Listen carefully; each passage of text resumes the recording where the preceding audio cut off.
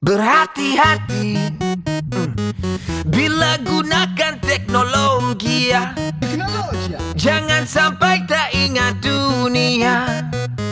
Silap langkah nanti viral di FYP.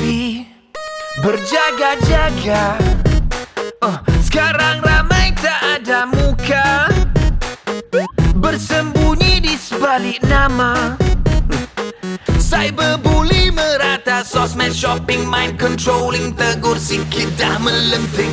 Ada yang baik, ada yang kurang baik.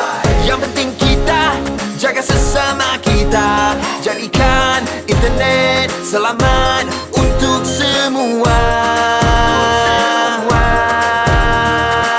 Ada yang baik, ada yang kurang baik. Buang yang keruh, ambil saja yang jernih, jadikan internet selamat untuk semua. Berjaga-jaga, skema makin berleluasa. Tak kira tua atau muda, habis dikebas duit. Jangan kongsi semua benda, sesal nanti tiada guna. Multitasking, problem solving, gunakan sebaik mungkin. Ada yang baik, ada yang kurang baik. Yang penting kita jaga sesama kita, jadikan internet selamat untuk semua.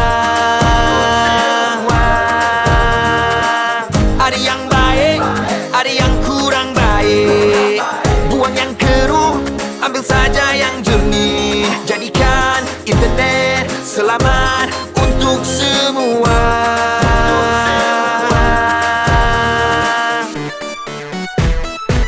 Ada yang baik, ada yang kurang baik. Yang penting kita jaga sesama kita, jadikan internet selamat untuk semua. Oh, ada yang baik, ada yang kurang baik. Oh, ambil saja yang jernih, jadikan internet selamat untuk semua. Ambil yang baik, buang yang kurang baik.